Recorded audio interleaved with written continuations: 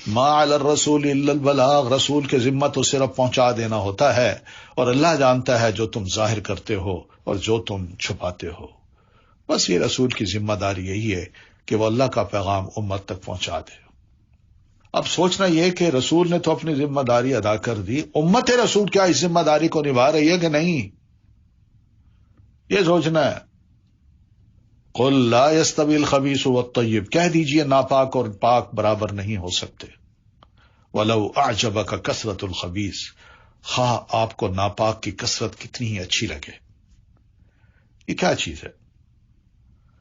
ایک تو خبیث وہ انسان بھی ہے جس کے اندر شرک، کفر کی جیسے نجس قسم کے خیالات ہیں، اور طیب وہ ہے جس کے اندر ایمان ہے، تقوی ہے، اچھے عمل کی خواہش ہے، جذبہ ہے۔ کیا یہ دونوں برابر ہو سکتے ہیں؟ کبھی برابر نہیں ہو سکتے۔ اور اس کے بارے میں صاف کہا ہے وَلَوْ أَعْجَبَكَ كَثْرَةُ الْخَبِيثِ، چاہے تمہیں ان خبیث انسانوں کی کثرت ہی کتنی اچھی کیوں نہ لگے، لیکن یہ یاد رکھیے ایک طیب ہو اور باقی سب خبیث ہوں، یہ سارے مل کے ایک طیب کے برابر نہیں ہو سکتے۔ یہ اللہ کے نزدیک کسی بھی صورت میں ناپاک پاک کے برابر نہیں ہو سکتا۔ پاک دائیں جانب جبکہ ناپاک بائیں جانب جگہ پکڑتا ہے، پاک جنت میں جبکہ ناپاک جہنم میں ہے۔ اس کو کہا فاتقوا اللہ، اللہ سے ڈرو، کیونکہ اللہ صرف پاک ہی کو قبول کرتا ہے۔ یاد رکھیے پاک عمل ہی اللہ کے ہاں قبولیت کے لیے اوپر چڑھتا ہے۔ الیہ یصعد الکلم الطیب، خبیث مال ہو دنیا اور آخرت میں یہ نقصان کا باعث ہے۔ حرام مال والے کو کچھ بھی فائدہ نہیں دیتا، بلکہ اس کے دین اور اس کی دنیا کو نقصان پہنچاتا ہے۔ قرآن مجید میں اللہ فرماتے ہیں لیمیز اللہ الخبیث من الطیب ویجعل الخبیث بعضہ علی بعض فیرکمہ جمیعا فیجعلہ فی جہنم، تاکہ اللہ ناپاک کو پاک سے جدا کر دے اور ناپاک کو اس کے بعض کو بعض پر رکھے، پھر اسے اکٹھا ڈھیر بنا دے، پھر اسے جہنم میں ڈال دے۔ یعنی ایک ایک عمل ناپاکی کا وہ اکٹھے ہوتے ہوتے بہت بڑا پہاڑ بنتا ہے، اور پھر اللہ تعالیٰ اس سارے مجموعے کو اٹھا کے جہنم میں ڈال دیتا ہے۔ تھوڑا مال ہو طیب ہو وہ اس زیادہ مال سے بہتر ہے جو خبیث ہو۔ پھر ہم مسلمانوں کو یہ سمجھایا کہ یہ جو خبیث لوگ ہیں یا خبیث کی کثرت ہے، یہ کہیں بندے کو تمہیں دھوکہ نہ ڈال دے، کہ دھوکہ میں نہ ڈال دے، او جی اتنے بڑے لوگ ہیں، اتنے سمجھدار ہیں، اور وہ یہ کرتے ہیں، ہم یہ کرتے ہیں، کیا وہ ہم سے برے ہیں؟ وہ ہم سے اچھے نہیں ہیں؟ اور بھئی یہ معیار میرا اور آپ کا نہیں ہے، اللہ تعالیٰ کا ہے۔ بس کسی کی کثرت تعداد پر حیران نہیں ہونا چاہیے جب وہ اللہ کی نافرمانی کر رہے ہوں، اور نہ ہی اس بات پر حیران ہو کہ اللہ ان کو مہلت دیتا ہے اللہ تعالیٰ، ان کو جلدی سزا نہیں دیتا، مگر اچھا انجام ہمیشہ اللہ کی اطاعت کرنے والوں کے لیے ہے۔ یا ایھا الذین آمنوا لا تسألوا عن اشیاء، اے لوگو جو ایمان لائے ہو تم ایسی چیزوں کے بارے میں سوال نہ کیا کرو اگر وہ تم پر ظاہر کر دی جائیں تو وہ تمہیں بری لگیں، اور اگر تم ان کے بارے میں اس وقت سوال کرو جب قرآن نازل کیا جا رہا ہو تو وہ تمہارے لیے ظاہر کر دی جائیں گی۔ اللہ نے ان سے درگزر کیا اور اللہ بہت بخشنے والا، بہت بردبار ہے۔ یعنی بہت سی چیزیں انسان سوال کرتا ہے، کوئی ضرورت نہیں ہے، جو آ رہا ہے شریعت کی طرف سے بس اسے قبول کرتے جاؤ، عمل کرتے جاؤ۔ ایسے خدا نخواستہ تمہارے کسی سوال سے کوئی بھائی اتر آئی، تمہارے لیے تو مشکل ہو جائے، دوسروں کے لیے بھی مشکل ہو جائے اس پر عمل کرنا، تو اس لیے ایسے کام نہ کرو۔ قد سألها قوم من قبلکم، در حقیقت ان کے بارے میں تم سے پہلے بھی ایک قوم نے سوال کیا تھا، پھر جب ان کو جواب ملا تو وہ ان کا انکار کرنے والے ہو گئے، ہم نہیں عمل کرتے۔ ما جعل اللہ من بحیرۃ ولا صائبۃ، نہیں مقرر کیا اللہ نے کوئی بحیرہ اور نہ صائبہ اور نہ کوئی وسیلہ اور نہ کوئی حام، یہ مختلف عمروں کے اونٹ ہیں، بہرحال یہ نام ہے، بحیرہ صائبہ مختلف اونٹنیاں ہیں۔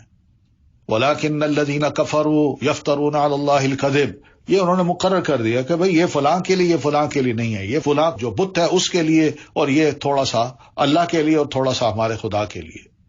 یہ سب ایسی باتیں، اپنی طرف سے سارا کچھ شریعت بنا دی، مقرر کر دیا کہ اتنا حصہ اللہ کے لیے اور اتنا حصہ ہمارے لیے۔ لیکن وہ لوگ جنہوں نے کفر کیا وہ اللہ پر جھوٹ گڑتے ہیں اور اکثر ان میں سے عقل نہیں رکھتے، یعنی یہ کم عقلی کے فیصلے ہیں ان کے۔ وَإِذَا قِيلَ لَهُمْ تَعَالَوْا إِلَىٰ مَا أَنزَلَ اللَّهُ وَإِلَى الرَّسُولِ، اور جب ان سے کہا جاتا ہے کہ آؤ اس چیز کی طرف جو اللہ نے نازل کی اور آؤ رسول کی طرف، وہ کہتے ہیں ہمیں وہی کافی ہے جس پر ہم نے اپنے باپ دادا کو پایا۔ اَوَلَوْ كَانَ آبَاؤُهُمْ، کیا بھلا اگرچہ ان کے باپ دادا کچھ بھی علم نہ رکھتے ہوں اور نہ ہی وہ ہدایت یافتہ ہوں، تب بھی ان کی رسموں کو اور ان کے رواج کو اور ان کے جو برے اعمال تھے یا برے عقائد تھے ان کو لے کے چلتے رہیں گے۔ یہ آباء و اجداد کی تقلید جو ہے نا، یہ فائدہ مند نہیں ہے، چھوڑ دینی چاہیے۔ اللہ کے رسول جب آ جائیں تو پھر کیا یہ فرض نہیں بنتا کہ رسول کو بحیثیت رسول کے ابو لہب کا قبول کرنا بھی فرض تھا اور ابو طالب کا بھی قبول کرنا فرض تھا، لیکن نہیں چھوڑا۔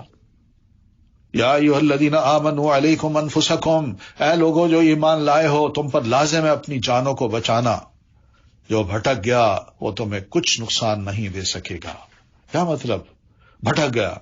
یعنی اپنے آپ کو ذرا الرٹ رکھو، اسلامی تعلیمات سے اپنے آپ کو روشناس کراؤ، تمہاری جہالت کی وجہ سے کہیں ایسا نہ ہو کہ جو گمراہ ہے اس کی دوستی تمہیں نقصان پہنچا دے اور تم کہو ٹھیک ہے جی، یہ جو دین کا مذاق اڑاتا ہے میں بھی اڑاتا ہوں، یہ جو کہتا ہے اعتراض کرتا ہے میں بھی دین پر اعتراض کرتا ہوں، یہ تو گمراہی ہے بھائی۔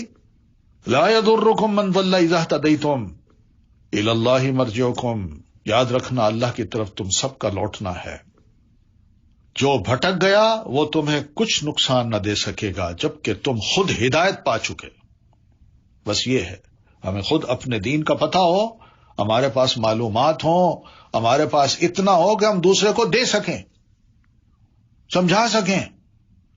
اپنی جیب خالی نہ رکھنا، کیونکہ جس کی اپنی جیب خالی ہوتی ہے وہ دوسرے کو کیا دے گا۔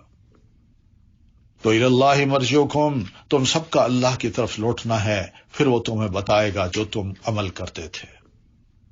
یا ایھا الذین آمنوا، اے لوگو جو ایمان لائے ہو، جب تم میں سے کسی کو موت آئے تو وہ وصیت کرتے وقت تم میں سے 2 عدل والوں کی گواہی ہو، یعنی اس وصیت میں، یا تمہارے علاوہ 2 اور لوگوں کی۔ اگر تم زمین میں سفر کر رہے ہو تو پھر تمہیں موت کی مصیبت پہنچے تو ایسی صورت میں بھی 2 اور لوگوں کی گواہی لے لو، بتا دو کہ بھئی میرے پاس، میں مر رہا ہوں، میرے پاس یہ سامان ہے، اور وہ سامان، وہ لکھی ہوئی چیز جو ہے نا، اس کو بتا دو کہ بھئی آپ گواہ رہیں، میں اس سامان میں ڈال رہا ہوں اور میرا یہ سامان گھر والوں کو پہنچا دینا۔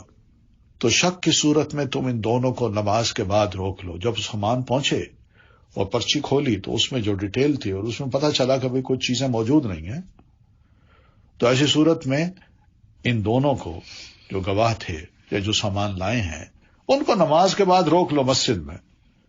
پھر وہ دونوں اللہ کی قسمیں کھائیں کہ ہم اس قسم سے کوئی قیمت نہیں لے رہے، یعنی ہم کیوں، بھئی کسی کی امانت تھی ہم وہ دے رہے ہیں، اگرچہ وہ رشتہ دار ہوں، اور نہ ہی ہم گواہی کو چھپا رہے ہیں۔ اگر ہم ایسا کریں تو بے شک تب ہم البتہ گناہ گاروں میں سے ہوں گے۔ تو یہاں دیکھیے، موت سے غفلت موت سے بڑی مصیبت ہے۔ آدمی سفر میں ہو اور یہ یقین کے ساتھ جائے کہ میں تو واپس آ جاؤں گا، اور پیچھے بہت کچھ ہے جو اس نے اپنے پاس ہی رکھا ہوا ہے، کوئی وصیت نہیں لکھی ہوئی۔ اس لیے تو آپ صلی اللہ علیہ وسلم نے وصیت کی اہمیت یہ بتائی ہے کہ کوئی شخص اگر اپنے پاس کوئی سرمایہ رکھتا ہے اور اس کی وصیت کرنا چاہتا ہے تو کسی بھی مسلمان کو لائق نہیں کہ وہ 3 راتیں ایسی گزار دے کہ اس کے پاس وصیت لکھی ہوئی نہ ہو۔ اس کو وصیت لکھنی چاہیے۔ سیدنا عبداللہ ابن عمر رضی اللہ عنہما فرماتے ہیں، جب سے میں نے اللہ کے رسول صلی اللہ علیہ وسلم سے یہ فرمان سنا تو اس وقت سے میری وصیت میرے پاس موجود رہتی ہے۔ تو یہ ہونا چاہیے، ورنہ کیا ہوگا، سب کیا، اولاد کو پتہ نہیں، بیوی کو پتہ نہیں، رشتہ داروں کو کچھ پتہ نہیں، مال ختم ہو گیا۔ میں نے چھپایا اس ڈر سے کہ کہیں یہ میرے بچے ہیں، میری بیوی ہے، کہیں قابض نہ ہو جائیں، لیکن ان سے چھپا کے خود مر گیا اور دوسرے اس کے مالک بن گئے، اپنے محروم ہو گئے۔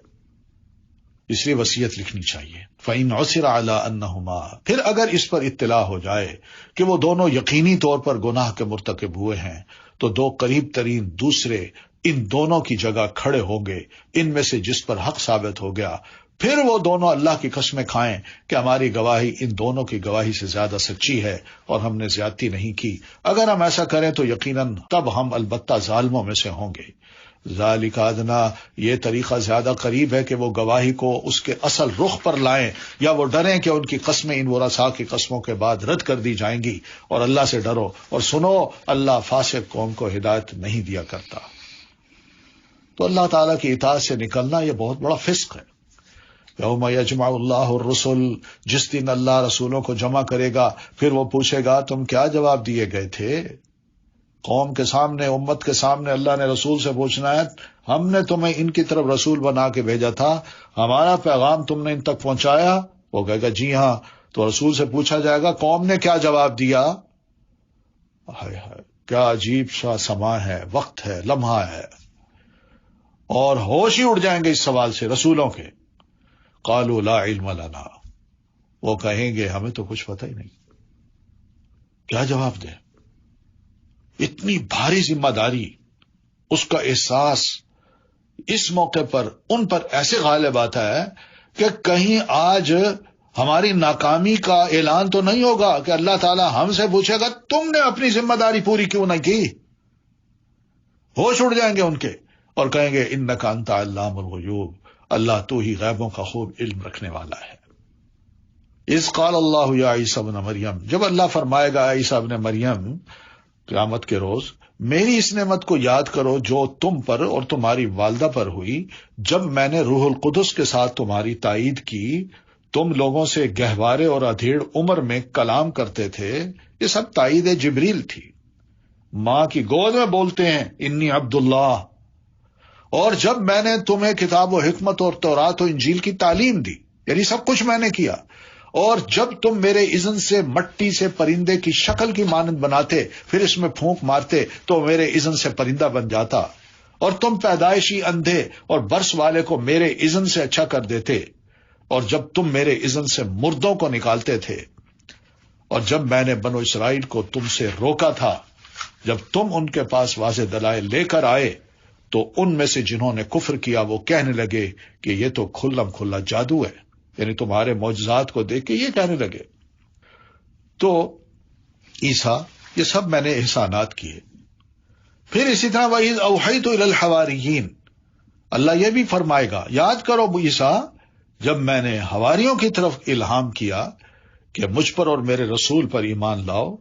انہوں نے کہا ہم ایمان لائے اور گواہ رہو بے شک ہم مسلمان ہیں، یعنی یہ بھی میں نے کام کیا. اذ قال الحواریون، اور یہ کام بھی کیا جب حواریوں نے کہا اے عیسیٰ ابن مریم کیا تیرا رب یہ کر سکتا ہے کہ ہم پر آسمان سے ایک دسترخوان اتارے؟ اس نے کہا اللہ سے ڈرو اگر تم مومن ہو. قالوا، انہوں نے کہا ہم چاہتے ہیں کہ ہم اس میں سے کھائیں اور ہمارے دل مطمئن ہو جائیں اور ہم جان لیں کہ تم نے ہم سے سچ کہا تھا اور ہم اس پر گواہوں میں سے ہو جائیں. یہ بھی واقعہ ہے. قال عیسیٰ ابن مریم، تو ایسے موقع پر اپنی قوم کی اس درخواست کو اللہ کے حضور گڑ گڑاتے ہوئے جناب عیسیٰ علیہ السلام نے دعا کی تھی اور کہا تھا اے اللہ، اے ہمارے رب، تو ہم پر آسمان سے ایک دسترخوان اتار جو ہمارے پہلوں اور ہمارے پچھلوں کے لیے عید ہو جائے اور تیری طرف سے ایک نشانی ہو اور ہمیں رزق عطا فرما، تو سب سے بہترین رازق ہے. تو اللہ نے کیا جواب میں فرمایا تھا؟ قال اللہ، دیکھیے رسول بھی اللہ سے اپنا رزق مانگ رہا ہے، دعا کر رہا ہے، تو بہترین رازق ہے. قال اللہ انی منزل علیکم، تو اللہ نے تمہاری دعا سن کے فرمایا تھا بے شک میں اسے تم پر نازل کرنے والا ہوں. تو جو کوئی اس کے نزول کے بعد تم میں سے کفر کرے گا تو میں ضرور اسے ایسا عذاب دوں گا کہ جو میں نے جہان والوں میں سے کسی ایک کو نہ دیا ہوگا. یہ سوچ لو، یہ سوچ لو، اگر انکار کیا پھر رسول کی تعلیمات کو نہ تسلیم کیا تو پھر ایسی سزا ہوگی. تو یہ سارے واقعات جناب عیسیٰ علیہ الصلوۃ والتسلیم کو اللہ تعالیٰ نے یاد کرانے ہیں اور اپنے احسانات یہ سب میں نے کیے. وَإِذْ قَالَ اللَّهُ يَا عِيسَى ابْنَ مَرْيَمَ، اور اللہ تعالیٰ جب یہ بھی کہے گا عیسیٰ ابن مریم، کیا تم نے لوگوں سے کہا تھا کہ اللہ کو چھوڑ کر مجھے اور میری ماں دونوں کو الہ بنا لو؟ یعنی یہ سارے نعمتیں، یہ رسول بنانا، معجزات عطا کرنا، تمہاری پیدائش سے لے کر تمہارے رفع تک، یعنی رفع آسمان تک، یہ سارے کام تو میں نے کیے، مگر پیچھے لوگوں نے تمہیں اللہ بنا لیا یا اللہ کا بیٹا بنا لیا اور تمہاری عبادت کرنے لگے۔ کیا تم نے کہا تھا کہ اللہ کو چھوڑ کر مجھے اور میری ماں دونوں کو الہ بنا لو؟ تو عیسیٰ علیہ السلام کیا کہیں گے؟ قال سبحانک، وہ جواب میں کہیں گے اللہ تیری ذات پاک ہے، میرے لیے مناسب ہی نہیں کہ میں ایسی بات کہوں جس کا مجھے کوئی حق نہیں۔ اگر میں نے یہ کہا ہوتا تو یقیناً تو اسے جانتا ہوتا، تو جانتا ہے جو میرے نفس میں ہے اور میں نہیں جانتا جو تیرے نفس میں ہے، بے شک تو ہی غیبوں کا خوب علم رکھنے والا ہے۔ تو پتہ یہی چلا کہ رسولوں کے بعد امت کے کچھ افراد غلو کر کے رسولوں کو معلوم نہیں کس کس مقام تک پہنچا دیتے ہیں، اور رسول کے علم بھی نہیں ہوتا۔ اور جب کل قیامت کو رسول سے یہ بات کی جائے گی تو رسول کہے گا ان کنت قلتہ فقد علمت، اور میں تو اللہ تیرا بندہ تھا، میں تیری عبادت کرتا تھا، میں بجائے تیری عبادت کروانے کے اپنی عبادت کرواؤں؟ یہ تو حق ہی نہیں ہے میرا۔ اللہ تو جانتا ہے اگر میں نے یہ کہا ہوتا۔ دیکھیے، اور یہ جواب جب دے رہے ہیں نا عیسیٰ علیہ السلام، تو ڈر کا یہ عالم ہے، تو پہلے کہہ رہے ہیں سبحانک، اللہ تیری ذات ہر عیب سے پاک ہے، یعنی تو جو سوال مجھ سے کر رہا ہے یہ غلط نہیں ہے، ہو سکتا ہے میری کوتاہی ہو، اور اسی طرح جو کچھ بھی تم نے کیا وہ واقعی تیرے پاس اتھارٹی تھی، میرے پاس نہیں تھی۔ تو ادب ملحوظ رکھا ہے۔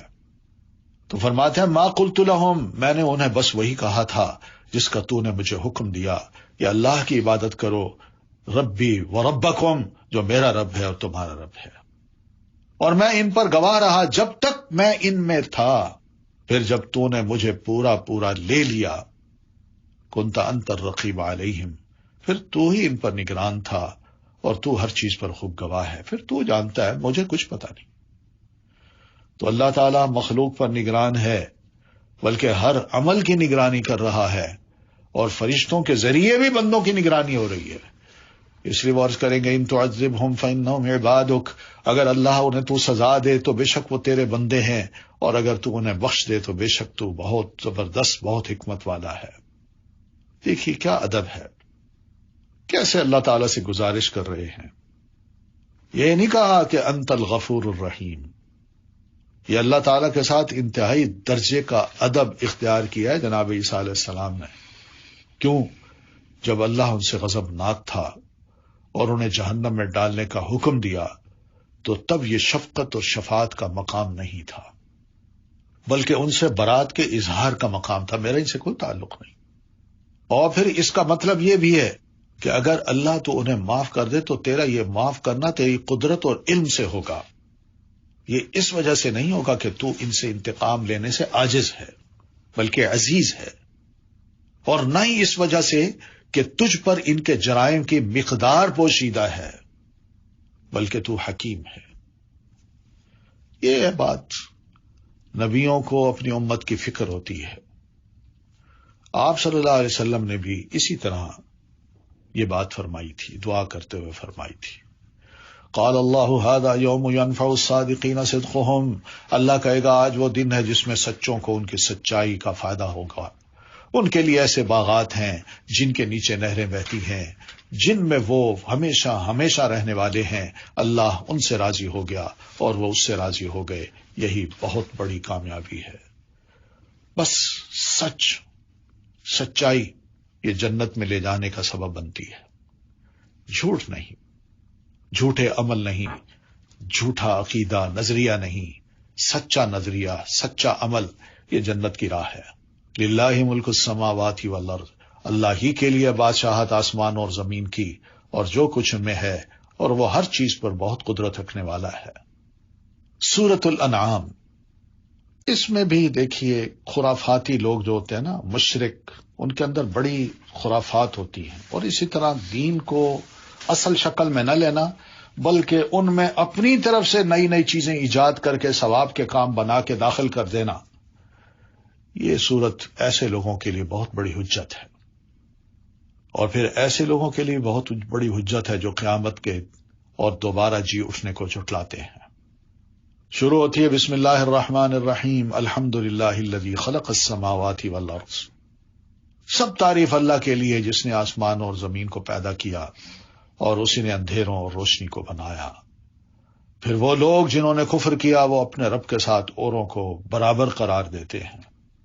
هو الذی، وہی تو ہے جس نے تمہیں مٹی سے پیدا کیا انسانوں، پھر اس نے موت کا ایک وقت بھی مقرر کیا اور قیامت کا وقت مقرر بھی اسی کے پاس ہے.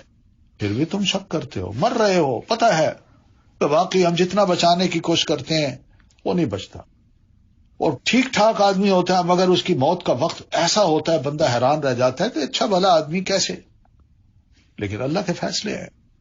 وَهُوَ اللَّهُ فِي السَّمَاوَاتِ وَفِي الْأَرْضِ، وہ اللہ ہی الہ برحق ہے آسمانوں میں اور زمین میں. وہ تمہارے پوشیدہ اور ظاہر کو جانتا ہے اور وہ جانتا ہے جو کچھ تم کماتے ہو.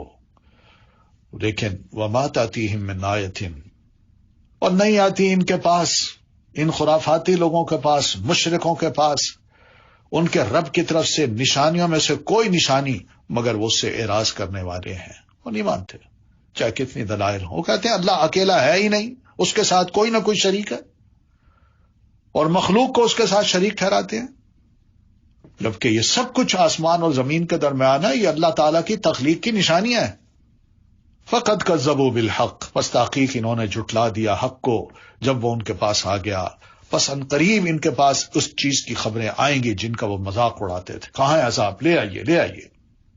اللہ فرماتے آئیں گی. الم یروا، کیا انہوں نے نہیں دیکھا کہ ہم نے ان سے پہلے کتنی ہی قوموں کو ہلاک کر دیا جنہیں ہم نے زمین میں ایسی قوت دے رکھی تھی جو ہم نے تمہیں نہیں دی. مکہ والو، اور تم مشرک، یہ کبھی بھی ترقی یافتہ نہیں ہو سکتا، یہ یاد رکھیے. عارضی ترقی ہوتی ہے اس کی، لیکن اس سے زیادہ عقل مند ترقی یافتہ وہ لوگ بھی ہوتے ہیں جو مشرک نہیں ہوتے مگر بے ایمان ہوتے ہیں.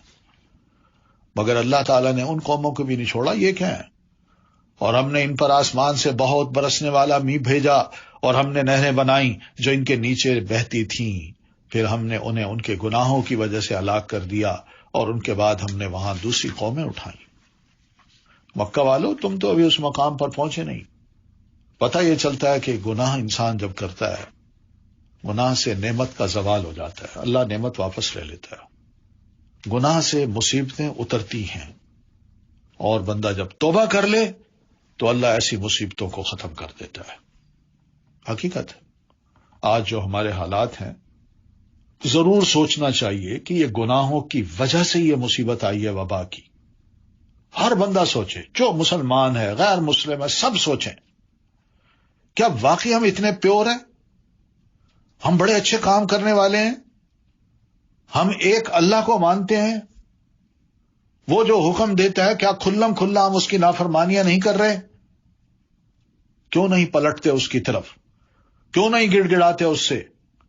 اور پھر دیکھیے توبہ اللہ کے حضور کریں، اللہ ایسی مصیبتوں کو ختم کرتا ہے کہ نہیں. گناہوں کی جب کثرت ہو جائے تو پھر اللہ کا عذاب آتا ہے. اور یہ بات بھی یاد رکھیے، اچھے لوگوں کا ہمیشہ یہ شعار ہوتا ہے کہ جب کوئی انہیں مصیبت پہنچتی ہے تو وہ غور کرتے ہیں کہ میں کہیں اپنے رب کی نافرمانی تو نہیں کر رہا. وہ پھر اپنے اور اللہ کے درمیان رابطے کو قائم کرنے کی کوشش کرتے ہیں. وَلَوْ نَزَّلْنَا عَلَيْكَ كِتَابًا فِي قِرْطَاسٍ، اور اگر ہم آپ پر کاغذ میں لکھی ہوئی ایک کتاب نازل کرتے پھر وہ اسے اپنے ہاتھوں سے چھو بھی لیتے، تب بھی جن لوگوں نے کفر کیا، نہ ماننے والے، وہ ضرور یہ کہتے یہ تو کھلم کھلا جادو ہے. بھائی کتاب، یہ کیا ہے؟ کتاب نہیں ہے، یہ کیسے ممکن ہے؟ نہ یہاں پریس ہے، نہ کوئی کاغذ ملتا ہے، نہ کوئی دکانیں ہیں کتابوں کی، کہاں سے آ گئی؟ یہ تو جادو ہے. وقالوا، اور انہوں نے کہا کہ اس پر کوئی فرشتہ کیوں نہیں اتارا گیا، اور اگر ہم کوئی فرشتہ اتارتے تو معاملے کا فیصلہ ہی کر دیا جاتا، پھر وہ مہلت نہ دیے جاتے. یعنی کوئی فرشتہ اس کے ساتھ ہوتا جو کہتا کہ یہ اللہ کا رسول ہے، بھائی میں کہہ رہا ہوں تمہیں، تو پھر بھی نہ مانتے. لیکن اللہ فرماتا ہے میں جب فرشتہ اتارتا ہوں نا، میں اس لیے نہیں اتارتا، وہ پھر اس لیے اتارتا ہوں بس قضی الامر، کہ اس قوم کا فیصلہ کر دیا جائے. وہ عذاب کے لیے بھیجتا ہوں پھر ان کو، اور پھر جب وہ اترتے ہیں تو ثم لا ينظرون، پھر ان کو مہلت نہیں دی جاتی. ماضی دیکھ لیجئے. وَلَوْ جَعَلْنَاهُ مَلَكًا، اور اگر ہم اس رسول کو ایک فرشتہ بناتے تو ہم اسے لازماً ایک آدمی ہی بناتے. کیوں؟ فرشتہ ہوتا کہتے بھئی یہ تو فرشتہ ہے، ہم تو انسان ہیں، اس کو کیا پتا انسانوں کو کیا ضرورت ہے. تو اگر انسان بنا کے اس کو بھیجتے تو وَلَلَبَسْنَا عَلَيْهِمْ مَا يَلْبِسُونَ، اور ہم ان پر اس معاملے کو مشتبہ کر دیتے جس میں وہ اب شبہ کر رہے ہیں کہ یہ انسان ہے، کیا اس پر وہی نازل ہوتی ہے؟ فرشتہ کیوں نہیں اس کے ساتھ آتا؟ وَلَقَدْ اسْتُهْزِئَ بِرُسُلٍ مِّن قَبْلِكَ، اور یقیناً آپ سے پہلے کئی رسولوں کا مذاق اڑایا گیا. اللہ کے رسول تو ان میں سے جن لوگوں نے مذاق اڑایا انہیں اسی عذاب نے گھیر لیا جس کا وہ مذاق اڑایا کرتے تھے. قُلْ سِیرُوا فِی الْأَرْضِ، کہہ دیجئے چلو پھرو زمین میں، پھر دیکھو کیسا ہوا انجام جھٹلانے والوں کا. قل، ان سے پوچھئے، لمن ما فی السماوات والارض، کس کا ہے جو کچھ آسمانوں اور زمین میں ہے؟ کہہ دیجئے اللہ ہی کا ہے. کتب علی نفسی الرحمہ، اس نے اپنی ذات پر رحمت کرنا لازم کر لیا ہے. آؤ اس کی رحمت تلے آ جاؤ، اس کی رحمت تمہیں گھیر لے گی. چھوڑو اس کا کفر، چھوڑو اس کے ساتھ شرک، مان لو اس کی وحدانیت کو. لَيَجْمَعَنَّكُمْ إِلَىٰ يَوْمِ الْقِيَامَةِ، یہ بات اٹل ہے کہ وہ تمہیں قیامت کے دن ضرور جمع کرے گا جس کے آنے میں کوئی شک نہیں. وہ لوگ جنہوں نے اپنے آپ کو خسارے میں ڈالا بس وہ ایمان نہیں لائے گے. وہ کہتا نہیں ان باتوں کا ہم پہ کوئی اثر نہیں ہوتا. تو نیک انسان ہو برا انسان ہو، اللہ کی رحمت سب کے لیے، لیکن کامل رحمت وہ قیامت کے روز اللہ کی نیک بندوں کے لیے ہوگی. آج یہ وقتی رحمت ہے، یہ مہلت دینے اور ڈھیل دینے کی رحمت ہے. جو نافرمان گناہ گار گمراہ لوگ ہیں ان کے لیے ہے. تو زمین پر جو رحمت اتاری گئی اللہ کی وہ بڑی وسیع ہے، بہت ہی وسیع ہے. آپ فرماتے ہیں اللہ نے اپنی رحمت کو 100 حصوں میں تقسیم کر دیا ہے، جس میں سے 99 اس کے پاس ہیں اور ایک حصہ اس نے زمین پر نازل کیا ہے. اسی ایک حصے کی وجہ سے مخلوق ایک دوسرے سے اچھائی سے پیش آتی ہے. یہاں تک کہ گھوڑا اپنے بچوں پر پاؤں نہیں رکھتا، اپنے بچوں پر پاؤں نہیں مارتا. کیوں؟ اسے ڈر ہوتا ہے کہ میرے پاؤں سے میرے بچے کو کوئی نقصان نہ پہنچ جائے. یہ بھی ایک رحمت ہے. اللہ سے اس کی رحمت کا سوال کرتے رہنا چاہیے. اللہم انی اسألک من فضلک ورحمتک وَلَهُ مَا سَكَنَ فِي اللَّيْلِ وَالنَّهَارِ، اور اسی کے لیے جو آسمان اور زمین میں ٹھہرا ہوا ہے اور وہ خوب سننے والا خوب جاننے والا ہے. یہ سکون جو ہے نا، ٹھہراؤ، یہ اللہ کی بہت بڑی نعمت ہے، بہت بڑی. سکون نہ ہو، بدامنی ہو. سوچیں اب گھروں میں بیٹھے ہیں نا، سکون ہے نا، لیکن یہ سکون گھر سے نکل کے بھی انسان کو ملتا ہے جب وہ جاب کرتا ہے، محنت کرتا ہے. مگر وہ سکون چھن گیا. اب گھر کا سکون بھی وہ سکون محسوس نہیں ہوتا. قل اغیر اللہ اتخذ ولیا، کہہ دیجئے کیا میں اس اللہ کے سوا جو آسمان اور زمین کا پیدا کرنے والا ہے کسی اور کو اپنا سرپرست بنا لوں، ولی بنا لوں؟ حالانکہ وہی اللہ ہی ہے جو سب کو کھلاتا ہے اور اسے نہیں کھلایا جاتا. کہہ دیجئے بے شک مجھے حکم دیا گیا ہے کہ میں اسلام لانے والوں میں سب سے پہلا ہو جاؤں، اور یہ کہ آپ ہرگز مشرکین میں سے نہ ہوں. یعنی اللہ جو ہی حکم دے میں سبمٹ کر دوں، میں پیچھے نہ رہوں، تو میں سب سے پہلے اس کو مانتا ہوں. قل انی اخاف ان عصیت ربی عذاب یوم عظیم، کہہ دیجئے اگر میں نے اپنے رب کی نافرمانی کی تو مجھے یقیناً بڑے دن کے عذاب کا ڈر ہے. من یصرف عنہ یومئذ، جس سے اس دن عذاب پھیر دیا گیا تو یقیناً اس نے اس پر رحم کیا، اور یہی واضح کامیابی ہے. اور سنیے، وَإِن يَمْسَسْكَ اللَّهُ بِضُرٍّ، اللہ کے نبی اگر اللہ آپ کو کوئی نقصان پہنچائے تو اللہ کے سوا کوئی اس کو دور کرنے والا نہیں، اور اگر وہ آپ کو کوئی خیر پہنچائے تو وہ ہر چیز پر خوب قدرت رکھنے والا ہے، اس کو چھیننے والا کوئی نہیں ہے. وَهُوَ الْقَاهِرُ فَوْقَ عِبَادِهِ، وہ تو اپنے بندوں پر خوب غلبہ رکھنے والا ہے، کنٹرول ہے اسی کا، اور وہ بہت حکمت والا خوب باخبر ہے، کوئی اس کے غلبے سے باہر نہیں ہے. قل ای شیء اکبر شہادہ، پوچھئے کون سی چیز گواہی کے اعتبار سے سب سے بڑی ہے؟ کہہ دیجئے میرے اور تمہارے درمیان اللہ ہی کی گواہی ہے، یا اللہ ہی گواہ ہے، اور میری طرف یہ قرآن اس لیے نازل کیا گیا ہے جو گواہی ہے، تاکہ میں تمہیں اس کے ذریعے خبردار کروں، اور اسے بھی جسے یہ پہنچ جائے، جو موجود نہیں ہے مگر پہنچے بعد میں، اس کو بھی اس کے ذریعے خبردار کر دوں. پوچھئے کیا تم واقعی گواہی دیتے ہو کہ اللہ کے ساتھ دوسرے الہ بھی ہیں؟ کہہ دیجئے میں گواہی نہیں دیتا. میں صاف کہہ رہا ہوں، یہ اسلام کا میسج ہے. رسول جب کہتا ہے تو رسول کا امتی بھی اس کی گواہی دیتا ہے. کہہ دیجئے بے شک وہ ایک ہی الہ ہے اور میں اس سے بری ذمہ ہوں جسے تم شریک ٹھہراتے ہو. وہ الہ نہیں ہے.